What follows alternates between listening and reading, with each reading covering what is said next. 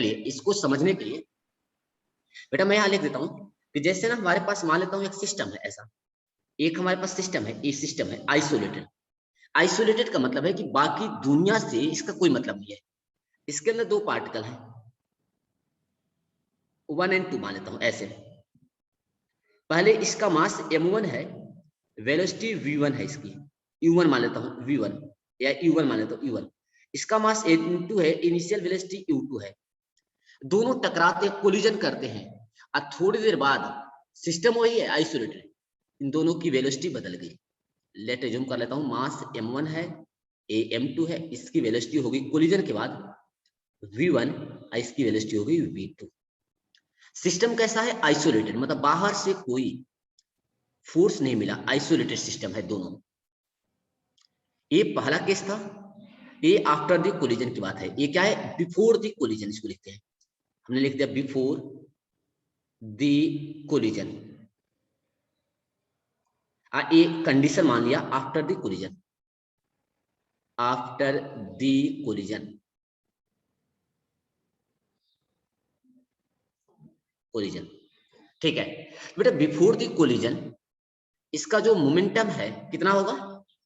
m1 u1 m2 u2 दोनों को add कर लूंगा। इनिशियल मोमेंटम हो गया इसका pi, अब फाइनल मोमेंटम है pf। तो law of conservation of momentum ये कहता है कि किसी भी सिस्टम पे बाहर से कोई फोर्स नहीं लग रहा है, मतलब इसके ऊपर नो एक्सटर्नल फोर्स, जो एक्सटर्नल फोर्स है बाहर से जो फोर्स लग रहा है सिस्टम पे, ये क्या होना चाहिए? जीरो। ये कंडीशन है। तो जो मोमेंटम यहाँ पे था वही मोमेंटम यहाँ पर रहेगा। यही है law of conservation of momentum. तो आपको याद यही रखना है, क्या होना चाहिए? नो एक्सटर्नल फोर्स एक्ट करना चाहिए। चलिए इसको मैथमेटिकली कैसे निकाल दिखते? According to the law of conservation of momentum, according to law of conservation of momentum, we can simply write that कि हमें मालूम बेटा जो एफ एक्सटर्नल होता है, आपको याद होगा ये होता है dp/dt। अगर फोर्स जीरो है तो dp/dt क्या हो जाएगा? जीरो के बराबर। और dp/dt जीरो के बराबर है, इसका मतलब है कि p क्या होगा? कांस्टेंट। आपको पता है कि कांस्टेंट का डिफरेंशिएशन जीरो होता है। कांस्टेंट का मतलब ही है कंजर्व रहना। इसका मतलब जो इनिशियल मोमेंटम है वो फाइनल मोमेंटम के हमेशा बराबर हुआ करेगा। हम क्या लिख सकते हैं इसको? From this expression we can simply write that कि P1 मोमेंटम P1 जो टोटल मोमेंटम होगा इनिशियल और final, P equal to P1 plus P2 plus P3 system के जितने भी पार्टिकल होंगे इनटू Pn, ये सब की वैल्यू क्या होगी? कांस्टेंट होगी। यही इसका मतलब है। अगर एक पार्टिकल है तो P कांस्टेंट होगी। कांस्टेंट का मतलब बेटा है, इसको लिख सकता हूं m1 v1 plus m2 v2 plus m3 v3, ऐसे जितने भी पार्टिकल होंगे उस सिस्टम के अंदर Vn Mn equal to constant. ये कांस्टेंट हो गया। इसका सिंपल मतलब जो हम न्यूमेरिकल में यूज करेंगे वहां लिख सकता हूं कि initial momentum equal to final momentum का सम, मतलब ऐसे लिख सकता हूं P initial plus P final equal to constant होना चाहिए। इसी को आगे जाकर हम बोलेंगे कि initial momentum of the system equal to final momentum of the system. Sign बाद में देख लेंगे। यही है फिर कंजर्वेशन ऑफ मोमेंटम। आपको क्या करना है कि इनिशियल मोमेंटम को, the whole momentum of the system initially कितना है, यानी total linear momentum initial case में, टोटल लीनियर मोमेंटम इनिशियली कितना है? इनिशियली ये इक्वल होना चाहिए टोटल लीनियर मोमेंटम फाइनल में। बस इसी का यूज करना है। कहते हैं फिजिक्स में बेटा ना कि जब कुछ भी समझ में ना आए कि न्यूमेरिकल कैसे सॉल्व करना है, तो दो मेथड है जो याद ही रखना होता है, एक कंजर्वेशन ऑफ एनर्जी और एक कंजर्वेशन ऑफ मोमेंटम। इन दोनों की जरूरत हर जगह पड़ती है, लेकिन आपको याद तब रखना है कि जब इसके ऊपर लगने वाला है नेट फोर्स क्या होना चाहिए? जीरो होना चाहिए। समझ में सबको आ गया कंजर्वेशन ऑफ मोमेंटम क्या मतलब है? Yes sir. बेटा इसका यूज कैसा होगा, मतलब न्यूमेरिकल कैसे आएंगे ये जरूरी है। तो मैं बहुत ज्यादा न्यूमेरिकल अभी नहीं कराऊंगा, क्योंकि मोमेंटम से न्यूमेरिकल चैप्टर नंबर 5 में मिलेगा आपको, कोलिजन चैप्टर में, सेंटर ऑफ मास और कोलिजन में। तो मैं वहां पे इसको कराऊंगा डिटेल में।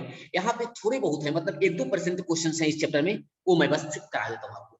लेकिन याद रखना, कंजर्वेशन ऑफ मोमेंटम से 95% क्वेश्चन आपको मिलेंगे सेंटर ऑफ मास में और कोलिजन चैप्टर में, जो चैप्टर वर्क एनर्जी पावर के बाद आता है, चैप्टर नंबर 7 में पढ़ाया जाएगा। अभी हम पढ़ रहे हैं चैप्टर नंबर 5 या 4, जो आप ऐसे लिख सकते हो एनसीईआरटी से। चलिए बेटा, एक आता है कंसेप्ट हमें, रिक्वायलिंग ऑफ ए गन, ध्यान समझना, रिक्वायलिंग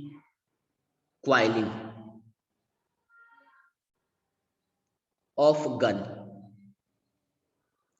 इसका मतलब होता है एग्जाम में, अगर एनसीईआरटी का ही टॉपिक है तो ये सीबीएसई का टॉपिक मैं लिख देता हूँ, कंपटीशन ये सीबीएसई है, तो आपको ध्यान समझना है, कंपटीशन में तो रहेगा ही, सीबीएसई में भी ये टॉपिक है। बेटा रिक्वायलिंग का मतलब होता है ना, कि आप सबने देखा है कि जब एक बंदूक से, मैं बंदूक बना देता हूँ, यहाँ पर गन बना देता हूँ,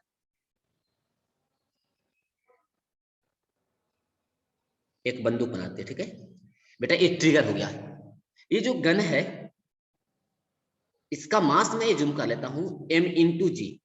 जी लिखने का मतलब है मास ऑफ द गन, ये ट्रिगर है आपको बेटा।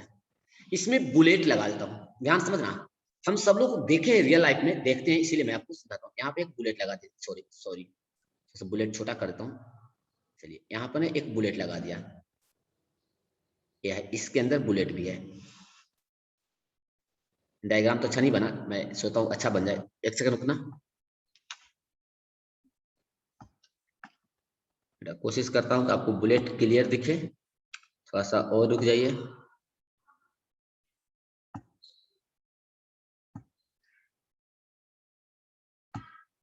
चलिए तो 1 मिनट और रुक जाइए, इसको भी हटा देता हूँ।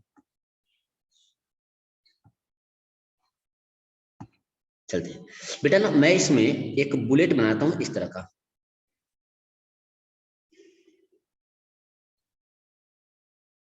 ये जो कलर दिख रहा है ये बुलेट है, इसको हमने बुलेट बोल दिया। अभी गन के अंदर है, इसको बोल दिया बुलेट।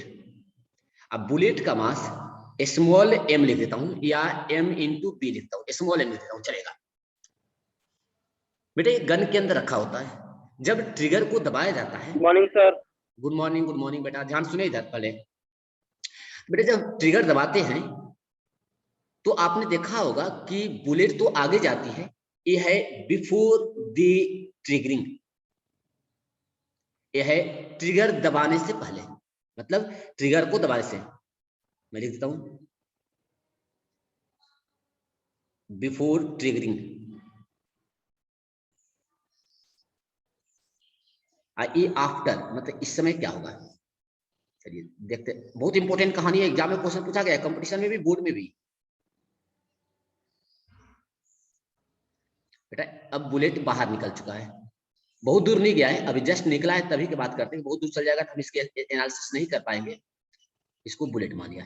बेटा एक गन का मास है mg, बुलेट का मास है स्मॉल m, ये बुलेट है, ये आपका गन हो गया, ये बुलेट। चलिए ये मैं लिख देता हूं after triggering, just after the triggering लिखता हूं, जस्ट आफ्टर द ट्रिग। चलिए देखते हैं यहाँ पर। बेटा आपने देखा होगा ना कि जैसे ही बुलेट गन को ट्रिगर दबाया जाता है गन का, ये गन पीछे की तरफ ना झटका देती है, पीछे की तरफ भागती है, सबको मालूम है, जिन्होंने चलाया होगा, जिन्होंने पकड़ा होगा, जिन्होंने नहीं देखा होगा, सुना सब लोगों ने है। जब बंदूक के ट्रिगर को दबाया जाता है तो बंदूक पीछे की तरफ झटका देती है, जर्क देती है, जितनी स्पीड से पीछे जर्क देती है बेटा, उसी स्पीड को रिक्वायल ऑफ गन बोला जाता है। रिक्वायल ऑफ गन क्या है, speed of gun, speed of gun in backward direction, यही इसका मतलब होता है। पहले सब सुनिए, जब भी कभी पूछा जाए कि रिक्वायलिंग ऑफ गन क्या है, तो जिस स्पीड से पीछे आएगी गन, उसी को बोलते हैं हम लोग रिक्वायलिंग स्पीड। अब हमें पता है कि बड़ी बंदूक ज्यादा अच्छी होती है कि छोटी पिस्टल अच्छा होती है, कौन ज्यादा पीछे की तरफ ज्यादा झटका ज्यादा जर्क देगा, इन सारी कहानी को हम लोग कंजर्वेशन ऑफ मोमेंटम से समझते हैं। हमें ये निकालना है यहाँ पर कि गन की स्पीड कितनी होगी पीछे की तरफ। समझ में आ गया सबको? चलिए बेटा मैं मान लेता हूं कि शुरू में गन की वेलोसिटी भी 0 है, अब बुलेट भी 0 है। आपने क्या किया, गन में बुलेट डाल दिया, गोली डाल दी बंदूक के अंदर, डाल दिया है, अपने हाथ में पकड़ लिया आपने, तो ना बुलेट आगे जा रहा है ना गन पीछे जा रही है, मतलब दोनों की स्पीड क्या है, 0। तो इनिशियली दोनों किस में है, इनिशियली दोनों रेस्ट में है। पक्का समझ में आ रहा है? रेस्ट। Yes sir. इनिशियली दोनों रेस्ट में, बहुत ध्यान से समझना इन चीजों को। इनिशियली किस में है, रेस्ट में, यानी दोनों की स्पीड 0 है। लेकिन ट्रिगर दबाने के बाद मान लेता हूं कि बुलेट की वेलोसिटी हो गई v इंटू बी, लिख देता हूं। अब गन भी आगे जा रहा है, मैं मुझे नहीं मालूम कि गन पीछे जा रहा है, मैं मान लेता हूं गन भी आगे जा रहा है। इसकी वेलोसिटी है वेलोसिटी ऑफ g। ये हमने एज्यूम किया है, क्या किया है, एज्यूम कर लिया है दोनों। लेट अस एज्यूम दैट, यहां लिख देता हूं, लेट अस एज्यूम दैट कि vg जो है क्या है, गन की वेलोसिटी, वेलोसिटी ऑफ गन, जिसको रिक्वायल बोलते हैं, रिक्वायलिंग ऑफ गन, गन। जो वी बी लिखा हूं मैं, वेलोसिटी ऑफ बुलेट। दोनों को सेम डायरेक्शन मान लेता हूं, मेरे को नहीं पता था पीछे जाएगा आगे जाएगा बुलेट। चलिए अब बेटा हम लोग क्या करते हैं, देखो ट्रिगर दबाते समय हम अलग से बंदूक के ऊपर कोई झटका नहीं देते हैं, हम लोग नहीं देते। बाहर के आदमी क्या करता है, सिर्फ ट्रिगर दबाता है, मतलब कोई एक्सटर्नल फोर्स पे नहीं लगता है, सिर्फ आप ट्रिगर दबा दीजिए, अपने आप बुलेट बाहर जाती है। तो हम इस गन और बुलेट को एक आइसोलेटेड सिस्टम मान लेते हैं, कहते हैं कि by conservation of momentum, by conservation of momentum, लिख सकता हूं कि initial momentum equal to final momentum, क्योंकि इस पे कोई बाहरी फोर्स नहीं लग रहा है। इनिशियल कितना मोमेंटम होगा, एक तो गन का मास है m इंटू जी, वेलोसिटी गन का 0 है शुरुआत में, बुलेट का मास का स्मॉल m लिया है, इसकी वेलोसिटी 0, शुरुआत में दोनों 0। ये हो गया इनिशियल मोमेंटम। मोमेंटम आपको निकालना आता है, मास इंटू वेलोसिटी कर। अब निकालते हैं फाइनल मोमेंटम, इसी में रखना होगा मेरे को। फाइनल मोमेंटम दोनों सेम डायरेक्शन जा रहे हैं, पॉजिटिव डायरेक्शन में, तो mass into gun into velocity of gun, plus दोनों पॉजिटिव डायरेक्शन में है, mass into bullet into velocity of bullet. ये हो गया फाइनल मोमेंटम। इक्वेशन 1 में रख देते हैं, इनिशियल इक्वल टू फाइनल। आपको क्या मिलेगा देखते हैं। Now put this value in equation number 1। क्या करेंगे, पुटिंग इन इक्वेशन 1 में डाल देते हैं, तो क्या मिलेगा, 0 इधर 0 हो गया, equal to mass of gun velocity of gun plus small mass of bullet velocity of bullet equal to 0। यहां से क्या निकालना है, गन की वेलोसिटी। अगर बुलेट की स्पीड मालूम है तो गन कितना पीछे जाएगा, क्योंकि रिक्वायल पढ़ रहे हैं, velocity of gun equal to minus time m into v v divided by mg। ये फॉर्मूला है बेटा ना, बहुत इंपॉर्टेंट है आपके कंपटीशन के लिए। बस इसी को मुझे कुछ समझाना है आपको, ये हमारी कहानी यही पेंट होती है। समझिए समझिए कैसे बेटा, ये माइनस दिखा रहा है कि अगर बुलेट आगे जाएगा तो गन जाएगी पीछे, ये माइनस। नेगेटिव साइन जो है, ये जो नेगेटिव साइन जो इंडिकेट कर रहा है, ये क्या दिखा रहा है, गन वेलोसिटी, मतलब velocity of gun is opposite to the velocity of bullet, opposite to the opposite of velocity of bullet. समझ में आ रहा है बेटा तुम लोगों को? Hello, yes sir. ओके ठीक है बेटा, opposite to the velocity of bullet, opposite इसके है, ये बात आपको समझ आ गई। बेटा यहां देख, नीचे किसका है वेट, गन का मास है।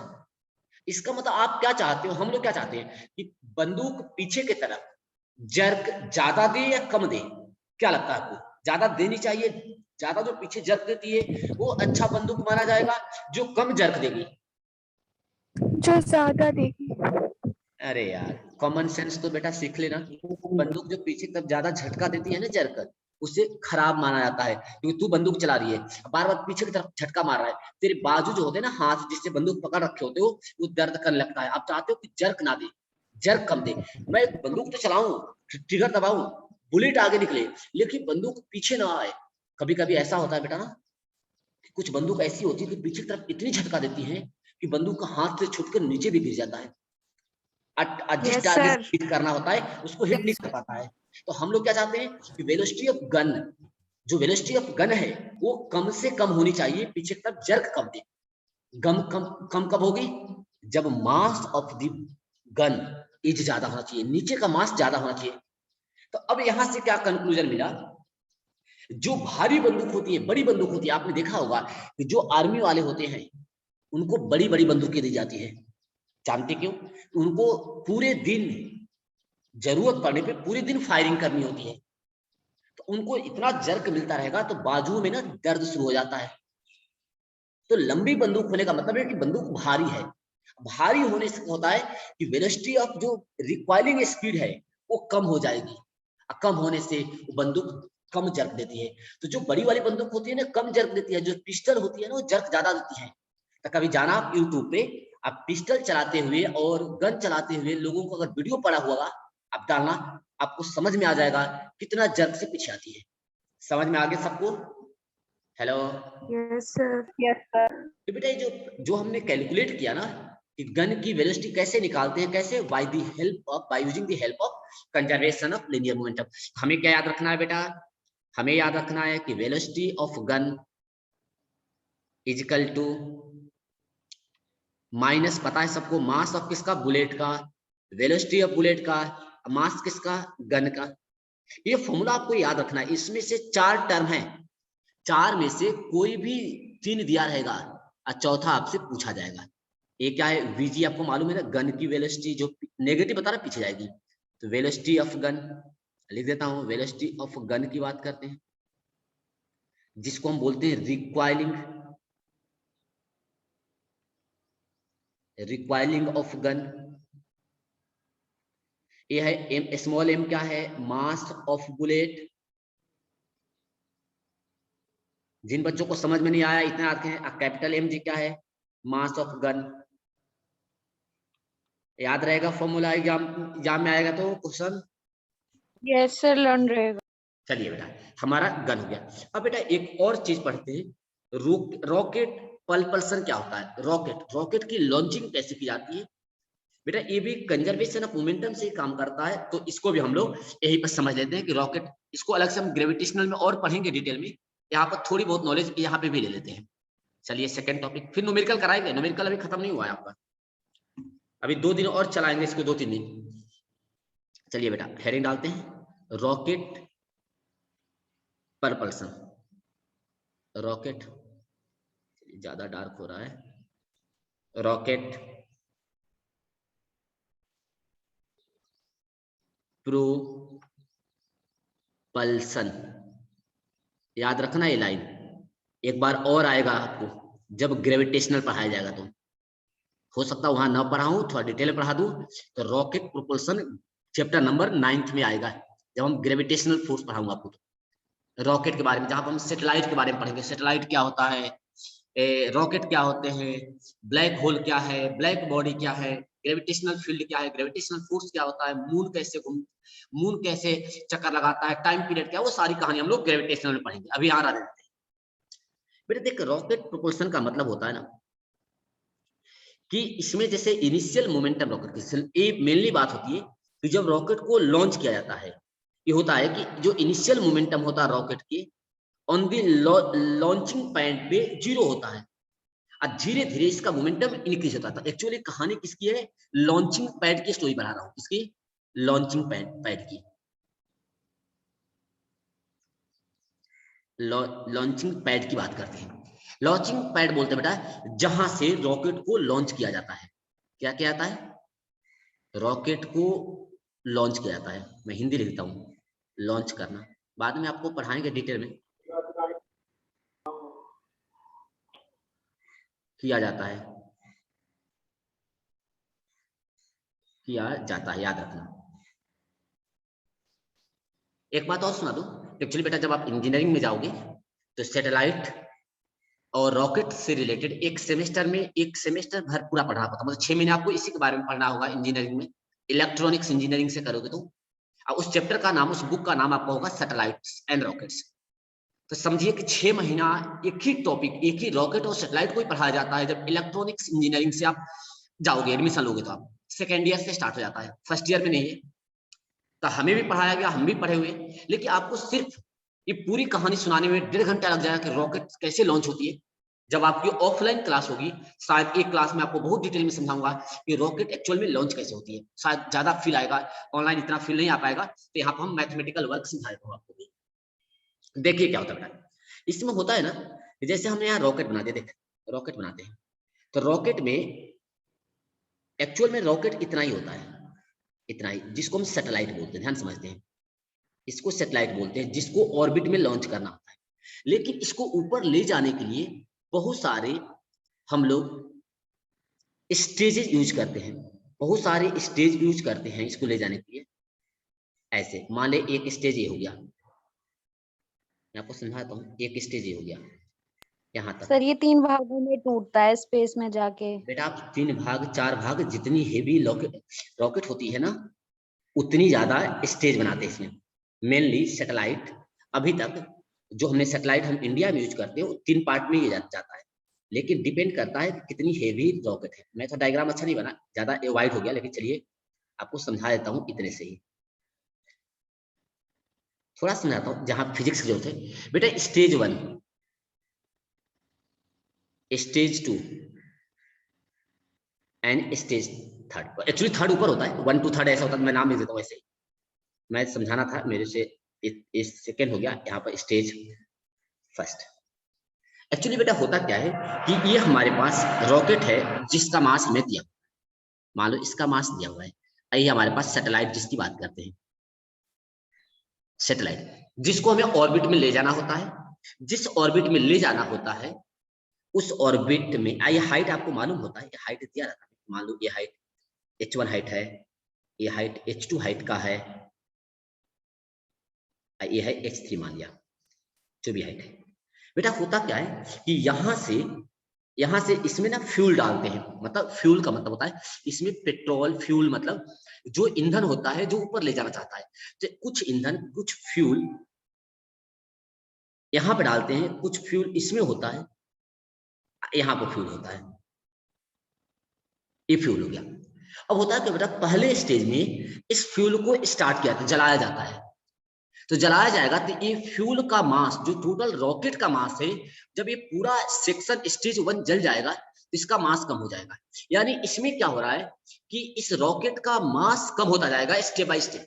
पहले ये रॉकेट जलेगी, ये फ्यूल जलेगा स्टेज 1 का, और जब ये मास कम होगा तो decrease in mass velocity provide करती है इसको। कैसे प्रोवाइड करती है, कहानी अलग है। इसके लिए आइंस्टीन इक्वेशन पढ़ाया जाएगा आपको कि m equal to m0 1 minus v by C का होल स्क्वायर को सुनाया था आपको। अब बेटा E equal to M C square, ये 2 इक्वेशन है आइंस्टीन के, जिसको अभी नहीं पढ़ाना है, 12th का पोर्शन है। E equal to M C square का मतलब होता है कि जब मास कम होगा, मास चेंज होगा, that mass produce energy and vice versa, energy produce converted into mass. यही आइंस्टीन ने बताया था कि total energy can be converted into mass and total mass is also converted into energy, जिसको E equal to M C square बोलते हैं। और इस इक्वेशन का नाम है mass energy equivalence, mass energy equivalent, equivalence equation इसका नाम होता है, जो आइंस्टीन ने दिया था, मास एनर्जी इक्विवेलेंस। तो बेटा होता क्या है कि जब इसका मास कम होता लगता है, मान लो टोटल मास मिला के मान लिया मैंने कि 10,000 केजी मास है, पहले स्टेज में 200 केजी मास था। ये 200 केजी मास जब जलेगा, वेट कम होगा, तो ये एनर्जी प्रोवाइड करता है, और इस एनर्जी से रॉकेट ऊपर की तरफ जानी शुरू होती है। तो ये कैलकुलेट किया जाता है कि मान लो पहला स्टेज जला तो इसने पहुंचा दिया मान लो 20,000 किलोमीटर, अगला जलना शुरू होगा, ये पहुंचा देगा 20,000 किलोमीटर, 40,000 किलोमीटर हो गया। ऐसे थर्ड जलेगा तो ये पहुंचा देगा 20,000 किलोमीटर।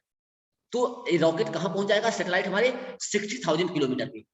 जितना हाइट ले जाना होता है उसके हिसाब से फ्यूल देते हैं। अब मैथमेटिक्स क्या है इसमें, मैथमेटिक्स बेटा ये होता है कि इसमें जो जो हम नाम लिखते हैं वो नाम हमें याद होना चाहिए। एम नॉट क्या है, मान लेते हैं बेटा initial mass of the rocket, जहां लिखने चलेंगे मैं मान लेता हूं कि इनिशियल मास कितना है, एम नॉट, ये है initial mass of rocket.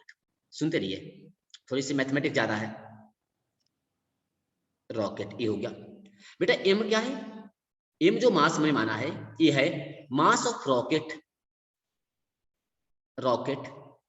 At any instant of time, instant of time T पे, मतलब किसी टाइम टी पे कितना मास बच गया है, वो बचा हुआ मास है। यू जो बेटा हम मान लेते हैं यू जो है इसको बोलते हैं वेलोसिटी ऑफ एग्जस्ट गैस, यहाँ लिखता हूं, मैं डायग्राम लिख दूंगा, वेलोसिटी ऑफ गैसेज।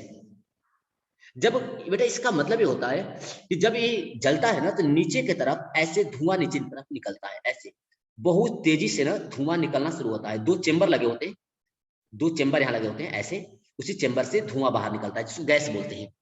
इसी को बोलते हैं एग्जस्ट फोर्स। ये यू स्पीड से नीचे निकला।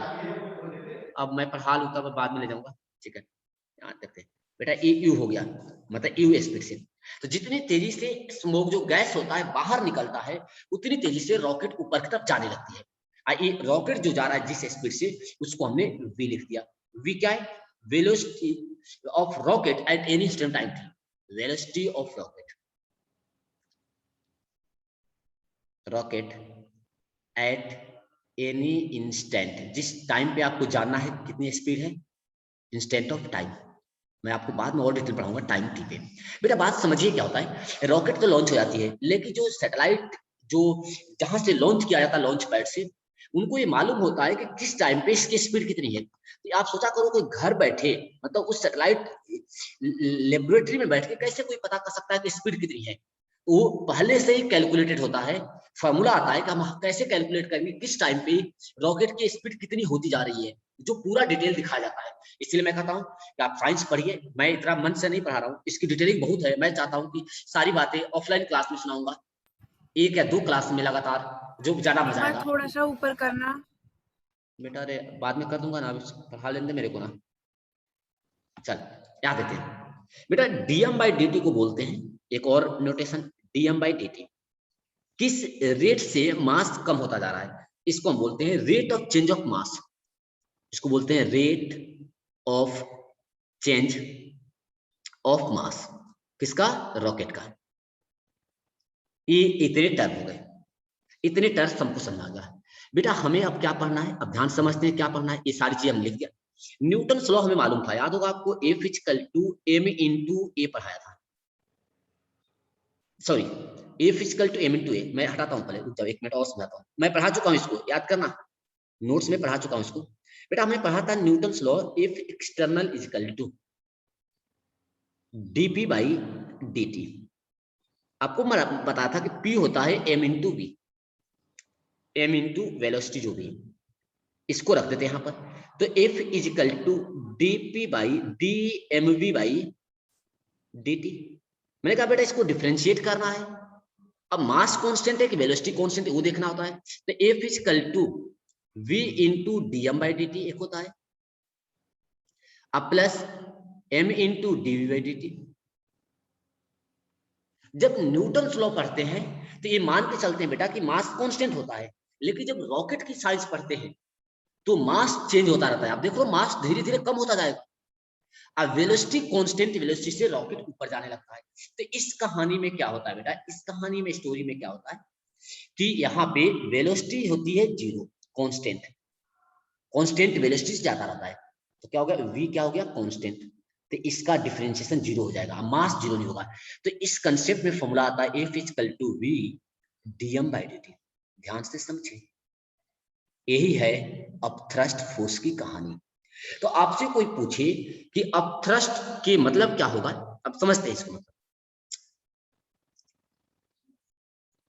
चलिए यहाँ पर आगे भी, तो बेटा कोई आपसे पूछे कि अपथ्रस्ट, जानते हो v क्यों 0 किया, तो किस रेट से धुआं पीछे निकलता है उसका फॉर्मूला है F, जिसको हम बोलते हैं अपथ्रस्ट फोर्स, या अपथ्रस्ट लिख दो, thrust on the rocket, rocket पे ऊपर की तरफ फोर्स कितना लगता है, तो इसका फॉर्मूला है माइनस इनिशियल वेलोसिटी क्या थी रॉकेट का, u, तो u into dm by dt, u into dm by dt। ये रॉकेट ऊपर की तरफ लगा रहा है, ध्यान समझना है, ये रॉकेट है, धुआं क्या करेगा जो निकलेगा बाहर, ये उसको ऊपर की तरफ फोर्स आया कितना, u dm/dt। वेट किधर लग रहा है, नीचे की तरफ mg। तो कितने फोर्स से ऊपर जा रहा होगा, इसमें से माइनस कर देते हैं mg।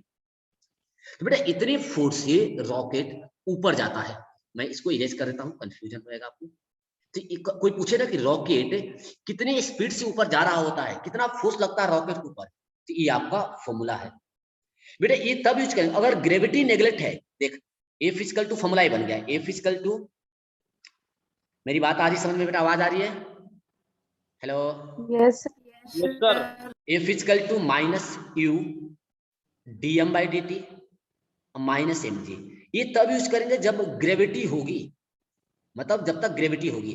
अगर ग्रेविटी से ऊपर रॉकेट जाने लगा तो ये क्या ग्रेविटी नहीं है, मतलब if effect of gravity is neglected, if effect of gravity is neglected, अगर नेग्लेक्ट कर दे तो जी की वैल्यू 0 हो जाएगी। जी 0 होने का मतलब एफ कितना लगता है रॉकेट के ऊपर, माइनस u dm/dt। इस फॉर्मूले से हम ये निकाला करेंगे एक रॉकेट पे ऊपर की तरफ कितना फोर्स लगता है, किस स्पीड से रॉकेट ऊपर की तरफ जाना चाहती है, फोर्स कितना लगता है। आगे समझ में सबको आ गया रे, इतनी बात समझ आई बेटा, हाँ ना बताइए। Yes sir.